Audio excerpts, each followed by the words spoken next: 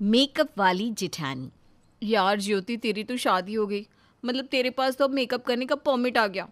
अब तू खूब सच सबर कर रहना और मुझे अपनी पिक्चर्स भेजते रहना। पता नहीं यार मेरा नंबर कब लगेगा।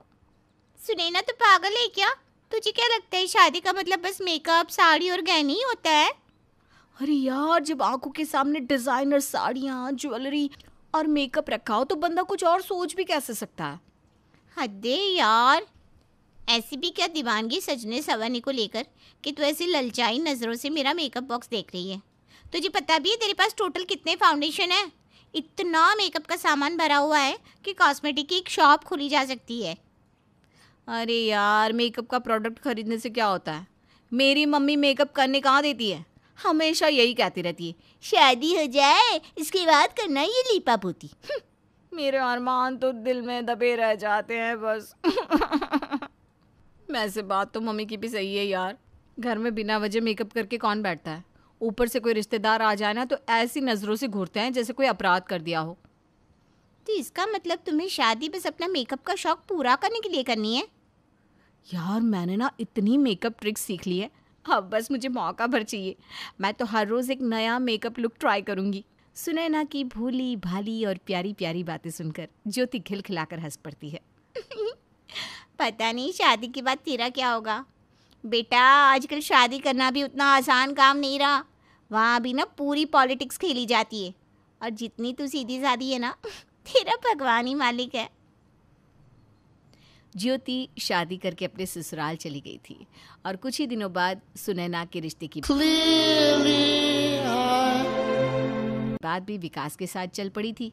विकास के घर में सबको अच्छा लगा था और इस तरह जल्द ही सुनैना और विकास की शादी हो गई। यूं तो सुनैना जिठानी थी, लेकिन उसके देवर अरुण की शादी विकास से पहले हो जाने के कारण उसका गृह प्रवेश उसकी देवरानी कीर्ति ने करवाया था। अब जैसा कि हर घर में होता है, जिस घर में देवरानी और जिठानी होती हैं, उनका हर बात में कंपैरिजन करना तो जैसे रिश्तेदार अपना धर्म समझते हैं। भाभी, बहू तो आप बड़ी सुंदर लाई हो। नए नक्श देखो कितने तीखे हैं सुनैना के। इसको तो मेकअप की कोई ज़रूरत ही नहीं। अरे बुआ जी, मेकअप की ज़रूरत क्यों नहीं है? मेकअप तो सबको करना चाहिए। मेकअप हमारी खूबसूरती को और बढ़ाता है और मेकअप करना कोई बुरी बात थोड़ी ना होती है। श्रृंगार तो हर स्त्री का अधिकार है और मुझे ना मेकअप करने का बहुत ही शौक है।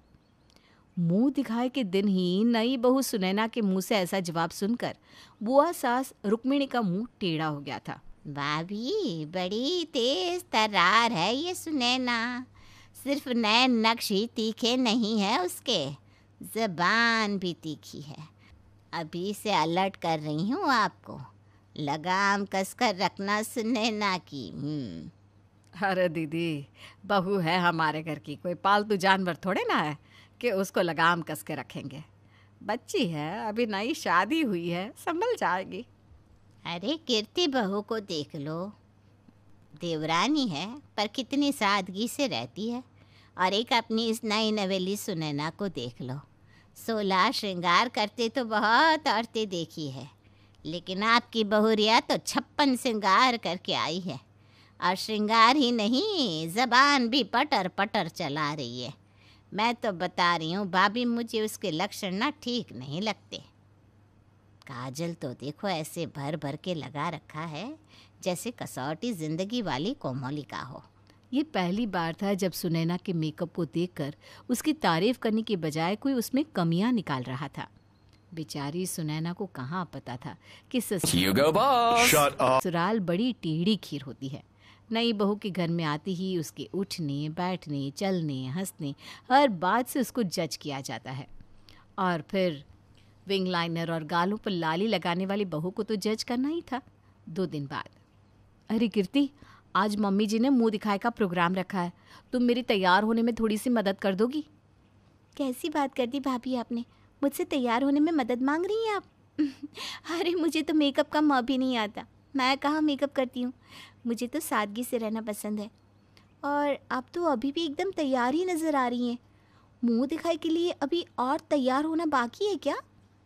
कीर्ति, ये तो मेरा रेगुलर मेकअप लुक है। मुंह दिखाए के लिए तो मैं स्पेशल लुक क्रिएट करूँगी ना। अरे बाबा, आप करो ये सब, मुझे ना ये समझ में नहीं आता।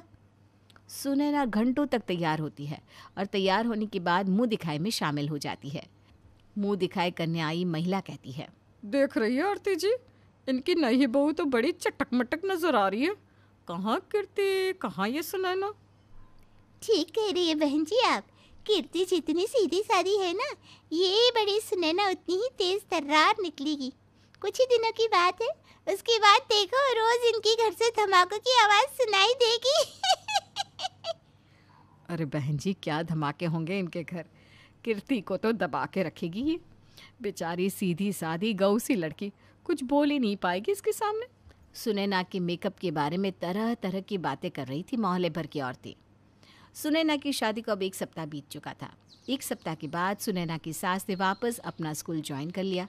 अब सासू माँ लक्ष्मी देवी घर की जिम्मेदारियां दोनों बहुओं पर छोड़कर सुबह जल्दी स्कूल में पढ़ाने के लिए निकल जाती और दोपहर में 2:30 बजे तक लौटती। सच में मुझे तो बहुत ही मज़ा आ रहा है। रोज़ रोज़ बढ़िया बढ़िया साड़ियाँ पहनकर रेडी होना और फिर विकास जी का मेरे रूप पर मोहित होना। हाय मुझे तो सोचकर भी गुदगुदी हो रही है। तभी सास लक्ष्मी की आवाज़ उसके कानों में पड़ती है, सुनैना, कीर्ति, शाम को तैयार हो जाना, हमें शादी में जाना है। शादी में जाने की बात सुनकर सुनैना तो खुशी से फूल ही नहीं समा रही थी। शाम को तय समय पर सुनैना बिल्कुल दुल्हन की तरह सज संवर कर तैयार होकर खड़ी थी। वहीं उसकी देवरानी कीर्ति हमेशा की तरह बस बिंदी लिपस्टिक लगाकर एक अच्छी सी साड़ी पहने हुई थी पार्टी में। कीर्ति बहू, हमें तो तुम्हारी सादगी बहुत ही पसंद है। इस सुनैना को देखकर तो ऐसा लगता है जैसे आटे की बोरी ही खाली कर दी उसने आज। अब क्या बताओ बुआ जी, भाभी तो दिन भर बस लीपा पोती में ही लगी रहती हैं। घर का सारा काम तो बस अकेले मेरे ही जिम्मे है। मम्मी जी तो सुबह सुबह कॉलेज के लिए निकल जाती हैं और पीछे से घर के कामों में मैं अकेली ही पिसती रहती हूँ। हाय राम, ये तो बड़ी गलत बात है। तू छोटी है तो इसका मतलब ये थोड़ी ना है कि तू दिन भर बस काम करती रहे और बाकी सब आराम फरमाते रहे। तो चिंता मत कर, मैं भाभी से बात करती हूँ। अरे नहीं बुआ जी, अब कुछ मत कहिएगा, नहीं तो सब कहेंगे मैंने घर की बात इधर से उधर की है। कुछ देर बाद सुनैना देखती है कि पार्टी में बुआ जी भी हैं। प्रणाम बुआ जी, कैसी हैं आप? मैं तो ठीक हूँ, तू बता क्या हाल चाल है तेरे? घर के कामों में देवरानी की कुछ मदद वदद करती है या फिर जिठानी होने का पूरा फायदा उठा रही है? आपको ऐसा क्यों लगता है बुआ जी कि मैं घर के काम नहीं करती? बल्कि मैं तो कीर्ति से बहुत कम ही मदद लेती हूँ। ज़्यादातर काम मैं अकेले ही निपटा देती हूँ। मेकअप करने के बाद घर के कामों के लिए समय बच जाता है तेरे पास? अरे तेरी शक्ल से पता लग रहा है कि तू कितनी कमीरी है। बुआ सास की बात सुनकर सुनैना का चेहरा बिल्कुल उतर गया था।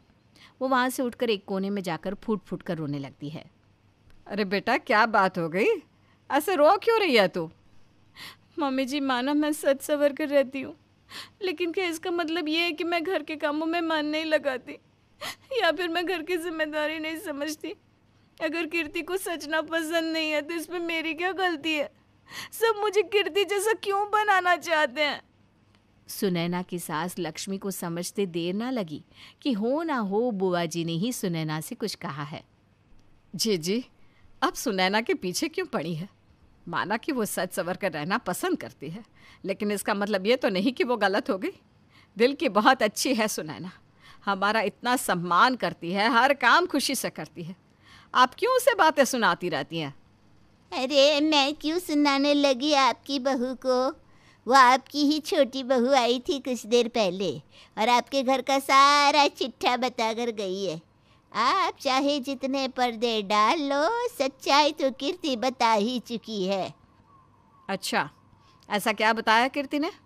यही कि आप तो सुबह सुबह कॉलेज के लिए निकल जाती हैं और कीर्ति बेचारी अकेली घर के कामों में सारा दिन जुटी रहती है। ये सुनैना तो अपने कमरे से बाहर तक नहीं आती। झूठ बोल रही है कीर्ति। देखो तो सीधे सादे चेहरे के पीछे कितनी खुराफात भरी है इस लड़की के अंदर। और जीजी, मैं कॉलेज पढ़ाने जाती हूँ, इसका मतलब ये नहीं कि मुझे पता ना हो कि मेरे घर में क्या चल रहा है। सुबह सबके उठने से पहले सुनैना बहू मेरा नाश्ता और टिफ़िन तैयार करके देती है, और जब 8 बजे मैं कॉलेज के लिए निकलती हूँ तब तक कीर्ति तो बिस्तर पर ही सो रही होती है। शिकायत तो सुनैना को करनी चाहिए, और यह कीर्ति ऐसी हरकतें कर रही है, इसे तो मैं ठीक करती हूँ। बुआ जी को समझ में आ गया था कि किसी के चेहरे को देखकर राय बनाना कितना गलत है। जिस कीर्ति को वो सीधा साधा समझती थी, असल में तो वो एक नंबर की चालबाज थी। लक्ष्मी घर जाकर कीर्ति को जमकर फटकार लगाती है और इधर की बात उधर न करने की हिदायत देकर भेज देती है। और उस दिन के बाद से कीर्ति सुनैना से थोड़ा बचकर ही रहती है और झूठी बातें फैलाना बंद कर देती है।